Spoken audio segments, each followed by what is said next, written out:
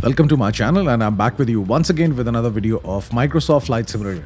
Nowadays I'm exploring the Airbus A310, which is the default plane for the Microsoft Flight Simulator, and in this regard I'm planning to do a series of videos in which I'm going to break down all the aspects of a flight for this plane into different videos so that you can look for specific information on my channel. I have done one video before this one in which I've told you how to connect the MCDU of this plane with the SimBrief account. It was a short video, and in this video I will tell you how to configure the MCDU. I will not be doing it manually. I will be importing the plan from the SimBrief account, and I will tell you how to configure the MCDU. And afterwards I will be making another video in which I will tell you how to start the plane from the cold and dark state, and then I will also cover the autopilot feature plus descent management and ILS approach and landing. So in this video, I will focus on the configuration of the MCDU, which is a multifunction control and display unit. It actually interacts with the flight management guidance system of the plane, which is really important because if you don't enter the flight plan in the MCDU, obviously the plane will not know what to do and where to go. So coming to simbrief.com, it is a free resource available over the internet. Where you can just go and make flight plans for different flight simulators. You can do it for Microsoft Flight Simulator for X-Plane 11, X-Plane 12. But there is one catch.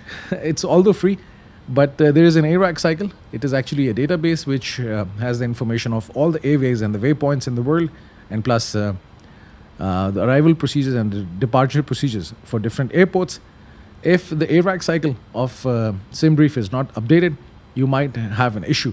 Because lately I have been receiving some comments from the users that once they're entering a waypoint or an airway, it's not getting picked up in Microsoft Flight Simulator, because the Microsoft Flight Simulator's ARAC cycle is automatically updated, but for the SimBrief you have to have an iniBuilds account.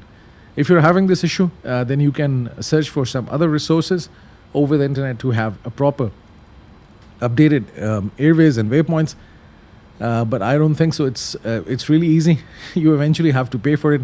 I also kept on resisting for a very long time to have an iniBuilds subscription, but eventually I had to get it like 3-4 years back because without that, you'll always struggle with the flight planning.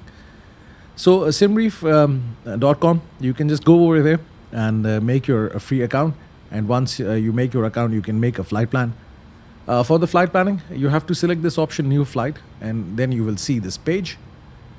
Now over here, you have to select the departure airport. Today I will be doing this flight from Riyadh to Abu Dhabi.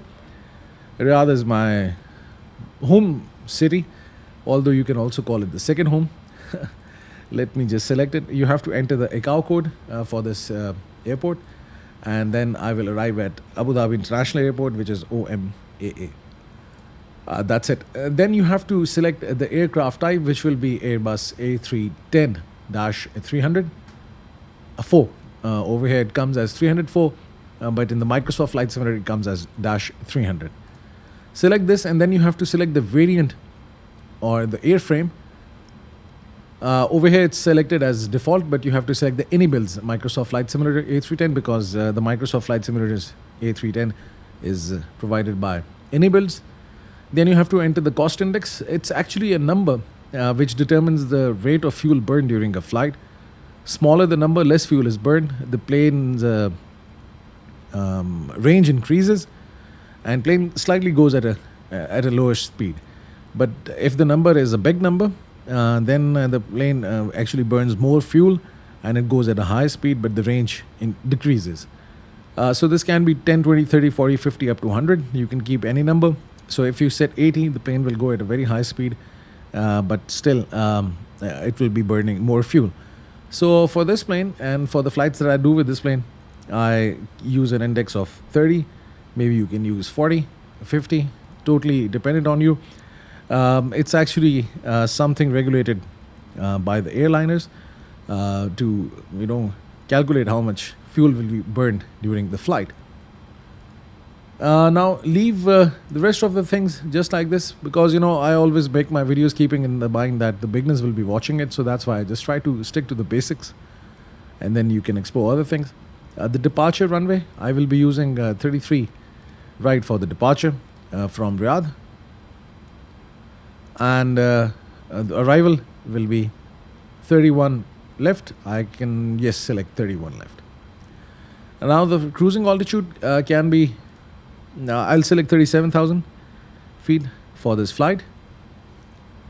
You can select any altitude over here, or maybe you can leave it to auto if you are interacting with ATC. I will be carrying full passengers, and then freight will be also auto. So these are the things that you have to enter, and once you enter all this information, your flight plan will be ready. Now this is your flight plan, and you can always change the flight plan by clicking any of these options, and the flight plan will be changed. So I always use the first one that I get in the SimBrief, but anyhow, you can use it. Now, this flight plan has got 4 parts: SID, star, waypoints, and airways. So I will just give you a quick introduction of what is a SID and what is a star. SID is actually a standard instrument departure. It is a procedure which tells the plane how to fly out of an airport. So this is the procedure coming, and it has all the information for the speed and the altitude constraints if there is any. So let's say this flight plan starts with an airway ALTAV, and let's look for this airway over here. But before this, there are some waypoints: Keyball, Rima, Botem. You can see they are not coming over here because they are part of this SID, standard instrument departure, ALTA 1K. So this actually determines how to fly out of an airport. And there can be some restrictions. I think over here at some of the waypoints, you cannot go more than 20,000 feet, or there's a speed restriction. Similarly for the star, UK IL3D, there is a procedure to arrive at an airport. And this is the procedure. You come over here, ORMED, you go to this point, and then you fly to OMAA. I will tell you why this flight plan is coming like this once I'm configuring the MCDU. But just to tell you that after Ukili, at this point, you can see the rest of the points are not there in the flight plan because they are part of the standard terminal arrival, which is star. And anything in between is your waypoint and airways. This is a waypoint. Anything coming in alpha betical values, it's your waypoint. Musri, Narmi. So these are all the waypoints. And anything coming in alphanumeric values is your airway. You can look at the airways by clicking this option over here. You can see airways is coming. If I click this, you can see different airways, and you have the names of the airways. Okay, so that's it. So this is how you read the flight plan, and once I'm entering this flight plan in the MCDU, you will be able to understand it in a better way. Right now, let's say for Dubai International Airport, you can see it's selected as an alternate airport over here, if you see. So there is a certain procedure if you're going to land at any of the runways. So this is the procedure that you follow, and then you land, which has speed and altitude restrictions. Once you make the flight plan in the SimBrief, simply click this option, Generate Flight, and the flight plan will be generated.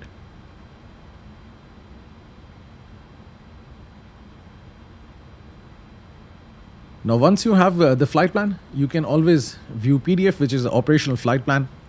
It's a PDF almost like 30 pages long, 27 pages long. But as a beginner, don't worry. It's very easy to understand it. Although on the SimBrief.com, there is a tutorial in which you can learn how to read the operational flight plan. But for this flight, I will just try to keep it simple, and I will just tell you which information you should be looking at. If you look at the first page, you will see the cost index is coming, CI 30. And then you have your estimated weight, takeoff weight, estimated how much passengers you will be carrying, how much cargo you have, and how much fuel you have. Then you have the landing weight, which actually subtracts the fuel burn, but still you have your cargo and your passengers. And then you have the zero fuel weight, all the passengers and the cargo, but minus the fuel. So this is coming estimated. This information is required because, for the flight planning, you will be needing this number and plus the zero fuel weight. And then you have your total fuel block, which is block fuel, 10 tons. All the units coming over here is in kgs. So if you divide this by 1,000, you will get tons. So 10,662 kgs mean 10.6 tons.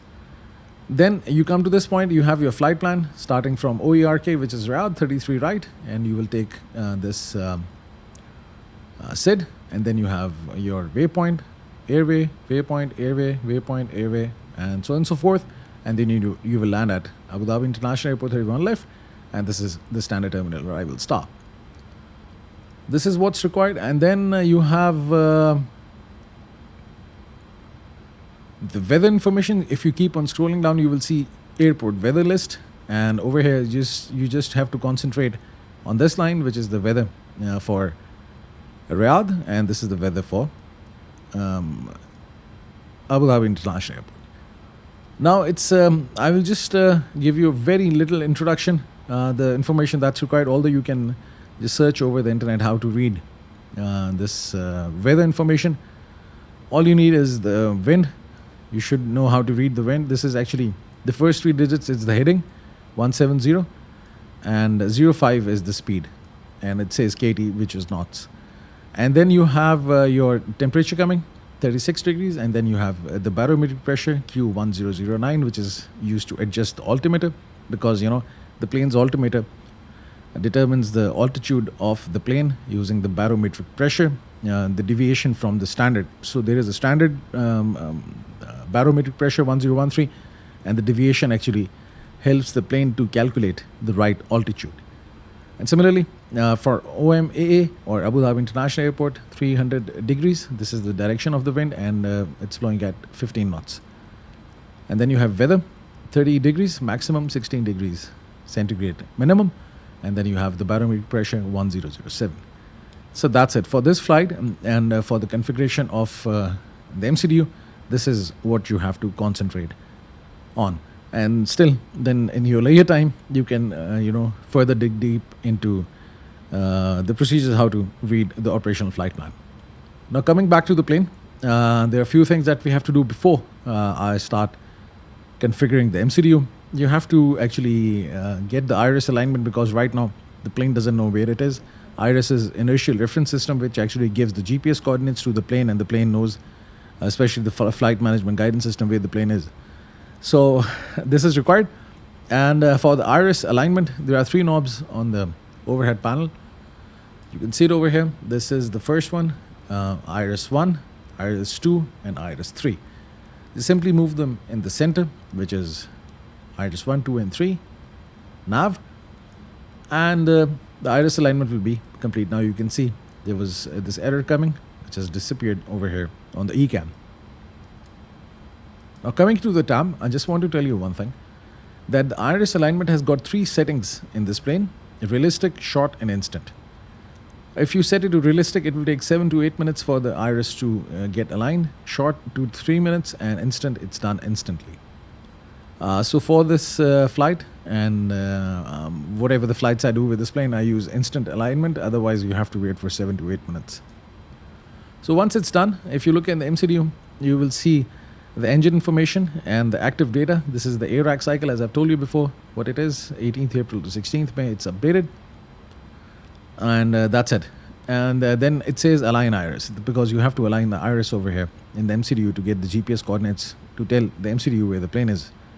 I can get rid of this message by pressing this button clear, and then I can go to this option menu, and over here I will go to this option ACARS, and I will enter the username for the SimBrief account. If you don't know how to do this, to find the username, simply go to the account settings in SimBrief, and over there you will see this option pilot ID.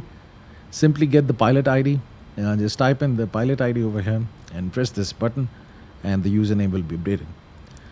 It will remain here till the time you uninstall the Microsoft Flight Simulator, and once you have the username, you can always request the flight plan from the SimBrief. So if I press this button, you will be taken to this page, initialization page. This is the first page where you go. It says OERK to OMAA. This is your from to, and then you see this option align IRIS. Simply press this button, and the alignment will be done. Now you can see you can have a display on the navigation display, and what else? You have your temperature at the cruising altitude. The cruising altitude is coming over here, flight level 370, which is 37,000 feet. And minus 56 degrees is the temperature at this cruising altitude. And now you can see nav accuracy upgraded. So now the navigation is up and running. Okay, and then you have the wind at the cruising altitude, 290 degrees, 65 knots. This is the speed. Cost index is not updated, so I will enter 30 over here, as I've done it before. The SimBrief, and then you have the flight ID. You can use any number. I use AA123, or you can use any flight ID that you want. Now, once you have done the initialization and the plane knows the GPS coordinates, then you can further go on with the flight plan. So over here in the flight plan, you will see that the plane will take off from OERK and it will take all these waypoints. It's going direct to LTAF right now, but as soon as I will select the departure, this will change. And then you have gibbous. This is a waypoint the plane will reach by following this airway H976. Different speeds and flight levels are coming, and time at 923 hours you will be at this point, and this will be your speed in Mach, and plus your flight level will be 370, which is 37,000. Above 30,000 feet, the speed is calculated in Mach instead of knots. Okay, so in order to select the departure, simply click this option OERK, and then you select SID. Although you can always change the arrival as well. If you want to change it right now, you can do it. Right now I'm not doing anything. I'm just selecting the SID, but you can always experiment it once you have your hands-on experience on configuring the MCDU for a regular flight. So the runway that I will be using will be 33 right. So and LTA 1K will be the SID. So if you come over here, you will see it's written 33 right, LTA 1K. So it's easy to understand. The V is omitted over here in the MCDU because of the shortage of the characters that it can take. But you have to find for the SID which actually matches it. So 33 right, LTA 1K. You select this and you press insert. And then you will see rest of the waypoints are now there. And it says LTA 1K, which means it is as per the standard instrument departure. And then now there are certain speed limits and altitude also coming. At this point, 250 knots should be the speed, and you should be above 2,900. And over here at Keyball, speed 250 knots, but you should be below 20,000 feet, not more than 20,000 feet. And at this point, you should be above 20,000 feet. So this is how you read this page of the flight plan. Now if I'm coming for the arrival, I will just select over here. Just keep on going down. You will see this airport OMAA. This is your arrival. Select SID and star, for the arrival, standard terminal arrival.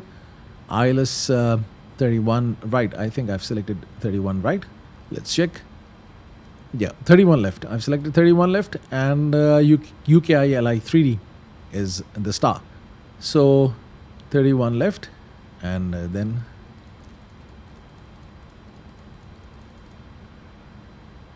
.3D. Now there is a transition coming. I will now tell you how to read this. You can select any of the transitions, and then you can always change it by looking at the flight plan.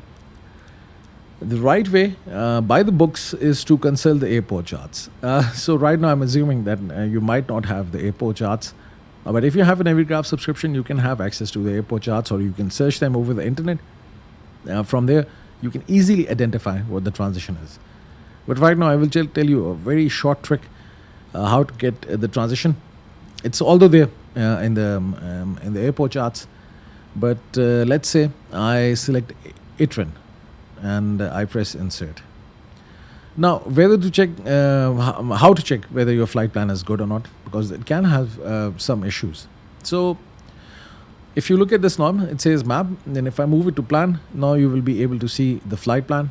If I scroll through the pages, let me just change the zoom by changing this knob. This is 10, 15 knots, 30 knots, 60 knots, nautical miles. Sorry.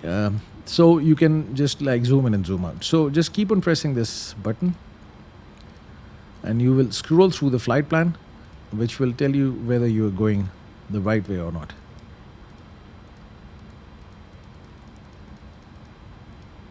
Top of descent is also coming. Top of climb is coming.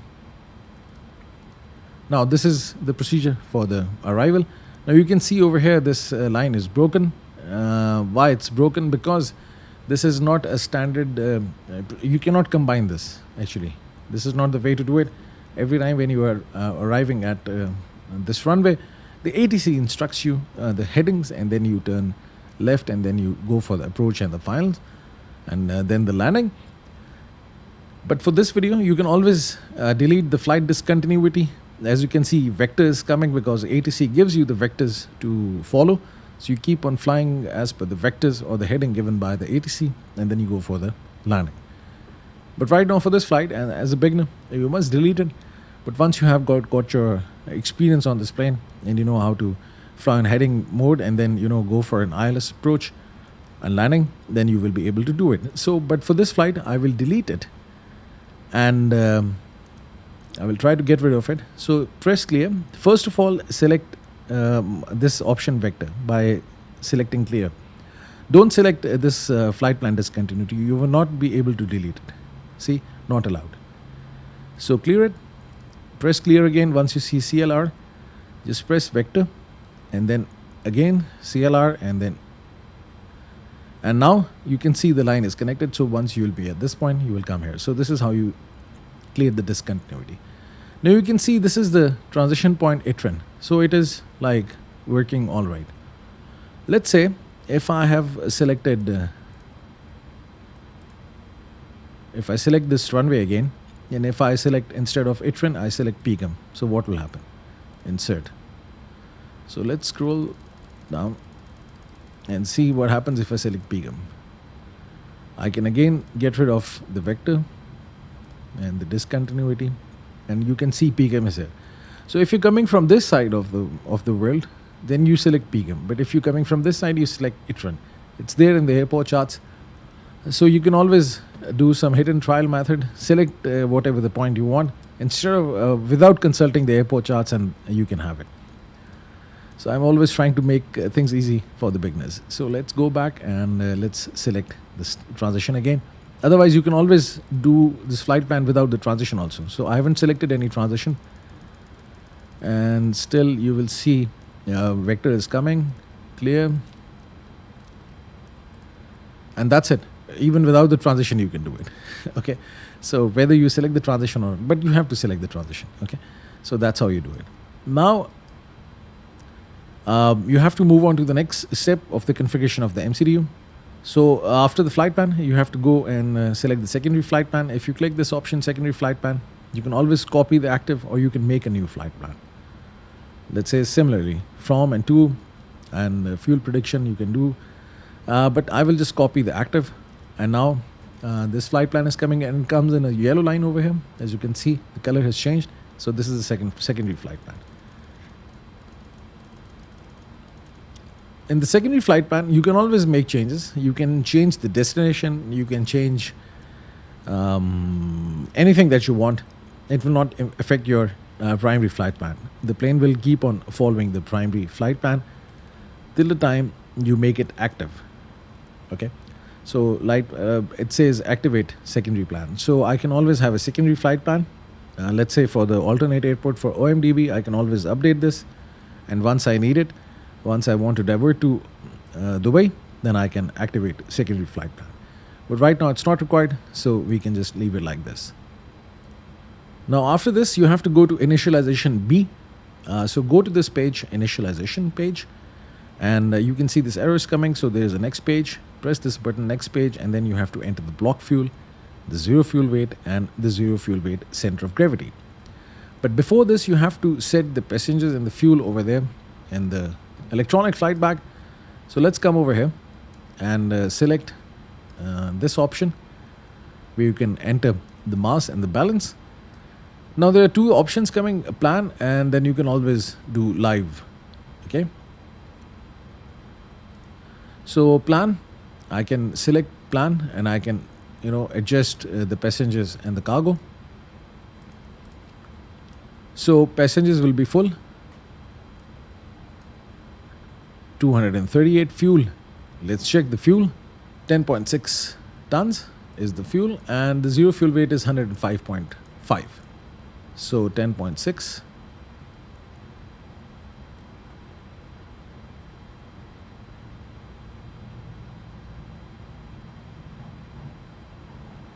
It gets very difficult to have a very... Anyhow, I'll just keep it at 10.8. Now, for the zero fuel weight, you can see it's coming over here. It's 99 tons. So what I can do is this. I can adjust the cargo in such a way that we get 105.6. You can see that as soon as I'm increasing the cargo, this zero fuel weight is increasing. So adjust your cargo in such a way that it is 105 point. Let's keep it here. And now if you press apply, this weight and fuel will be applied to the plane.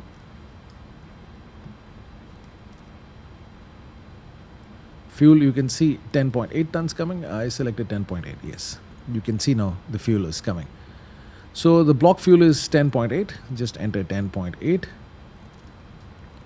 The zero fuel weight, as we have entered over there as well, as you can see, zero fuel weight, 105.6 tons. So it's always entered in tons, 105.6. This is the zero fuel weight, and then you have to enter the zero fuel weight center of gravity. Center of gravity is actually determines where the center of gravity of the plane is, and according to that, the trim is set for the nose, whether to pitch up or down during the takeoff. So with the given weight and fuel settings, the center of gravity is coming as 25.1. So center of gravity is 25.1. 25.1. That's it. And now you have your fuel calculation. How much reserves are there? 5% reserves. And then trip time, the fuel for the trip, and for the alternate, and everything, how much will be burned during the taxi and stuff. So this is all coming. And now you can see the gross weight is also coming. Center of gravity is coming. And plus the fuel. And this is the temperature. The fuel tank temperature, 35 degrees. It's a bit cold as compared to the outside temperature. Okay. So that's it. Now the last thing that you have to do is this takeoff performance. Just press this button, takeoff/approach. And now you have to enter the takeoff performance information over here. Now I will tell you a few tricks over here how to do this. Simply go over here in this option, and over here you have to enter the runway length. For the runway length, you should have, as I've told you before, you should have Navigraph subscription or some access to the airport charts, so that you can get this information of the runway. So the runway that I'm taking is 33, right? I will just give you a screenshot of the airport chart, and the length is 4205 meters. So you can always use this option to get the length of the runway. So it's 4205 meters. So click this and type in here 4205 meters. That's it. And the surface is dry right now. Runway heading. Again, if you have access to the airport charts, you can get the runway heading, and it is 327 degrees. So click this box and type 327. That's it. Now the wind is automatically updated. Outside temperature is coming, QNH is coming, and the gross weight, how much we have, it's 116.3, so 116.3.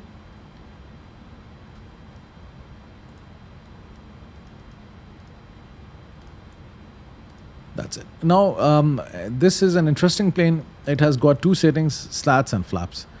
In the rest of the planes, when you extend the flaps, the slats are also extended. I'll just tell you what are slats. Slats are at the front of the wing. These are the slats. And at the back, you have the flaps. So you always have settings. You have 15 flaps or 15 slats. This is the setting. You can look it over here. 15 slats. Right now, 0 slats, 0 flaps. So if you extend your flaps to 1 notch over here, you will have 15 slats and 0 flaps, and then 1 notch more down you will have 15 flaps and 15 slats. So for this takeoff, it's 15 flaps and 15 slats coming. We'll just go with this. Anti-ice required, engine only, so it's on, so that the plane knows how much thrust is required for the takeoff. Air conditioning will be on.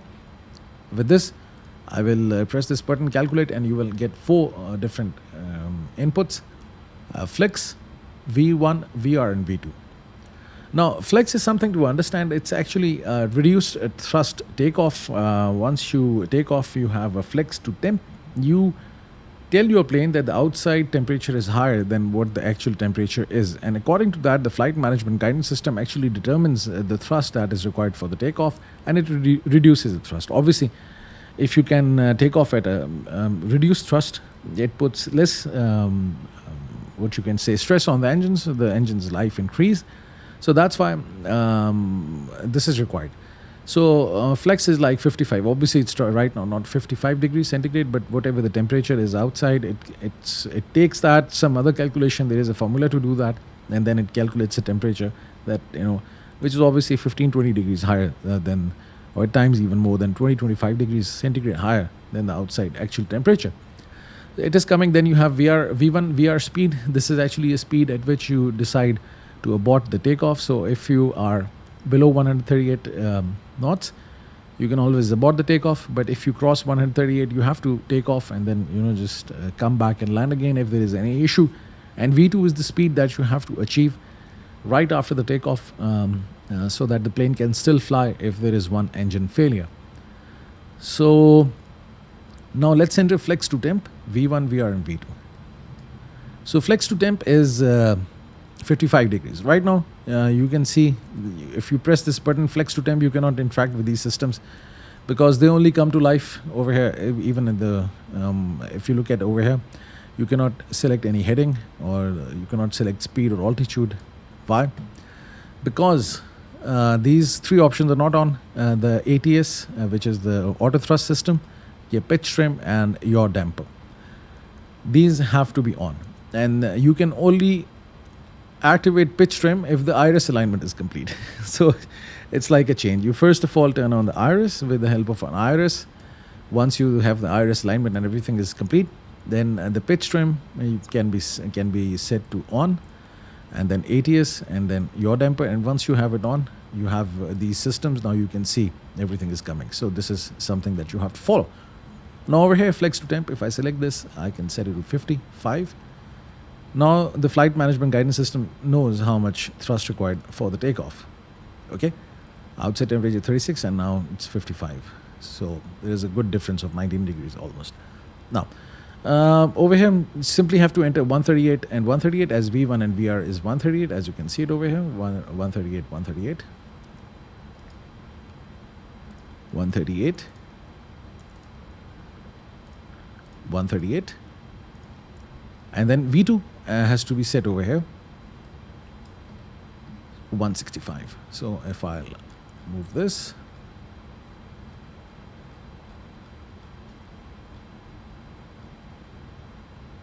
$165. Let's see. Okay, now this is all done, and that's it. Now the MCDU is now properly programmed, and now the plane knows where to go and what to do.